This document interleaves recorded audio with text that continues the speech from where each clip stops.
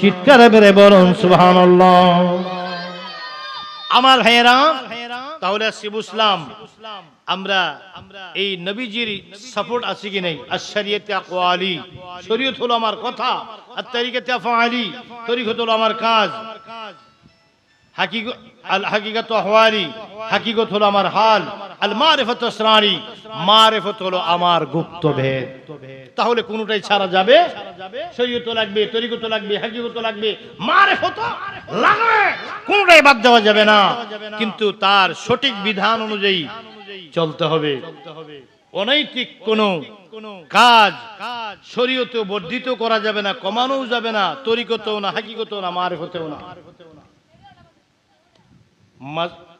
মন্দির হলো পূজার জায়গা, কথাগুলো বুঝে নিবেন। মন্দির হলো কি? মন্দির হলো পূজার জায়গা। গির্জা হলো কি? হ্যাঁ, উপাসনালয় ওনাদের ধর্ম অনুযায়ী, আমাদের ধর্মে নয়। মন্দির হলো উপাসনালয়। মসজিদ কি উপাসনালয় না? এটা তো ইবাদতখানা, এটার বাংলায় উপাসনালয়। গির্জা এবং মসজিদ, মন্দির হলো পূজার জায়গা। কিসের জায়গা? মাজার হলো জিয়ারতের জায়গা, মসজিদ হলো সেজদার জায়গা। কথা ক্লিয়ার? মসজিদ সেজদার জায়গা, মাজার জিয়ারতের জায়গা, মন্দির পূজার জায়গা। যেখানে যেটা করা দরকার সেটাই করবে। সেখানে অতিরিক্ত কিছু করে ইসলামের উপরে আপনি কলঙ্কিত কোনো আপত্তিকর কিছু দাঁড় করাবেন না, যার কারণে বৃহত্তর ইসলামের ক্ষতি হয়। এজন্য আমি বলেছিলাম কি, আজকে আলোচনায় আল্লাহ পাক রব্বুল আলামিন, আমি শেষের দিকে চলে যাচ্ছি, বলেন কি? আমি আল্লাহ যাদেরকে পথভ্রষ্ট করি তোমরা কি পাবে না? মুর্শিদ খুঁজে পাবে না। তাহলে মুর্শিদের দরকার আছে, সেটা হতে হবে হাক্কানি এবং কামেল, এবং একজন আল্লাহ পাকের মায়ার বান্দা হতে হবে, খালেস মুখলেস বান্দা হতে হবে। এই জন্য মুর্শিদ ধরার আগে চিনে জেনে বুঝে বিবেকের আদালতে, জি জি জি হ্যাঁ বলবো, বিবেকের আদালত দিয়ে আপনি দেবেন, মানে আপনার মুর্শিদ ধরবেন ফতোয়ার জন্য নয়। কথা বুঝেন? খেয়াল করেন, মুর্শিদ ধরবেন ফতোয়ার জন্য নয়। মুর্শিদ ইমাম সাহেবের কাজ একটি, আমি সবগুলো পার্ট বলে দিচ্ছি। মাজার কি জিয়ারত, মসজিদ হলো ইবাদত, আর মন্দির হলো পূজা।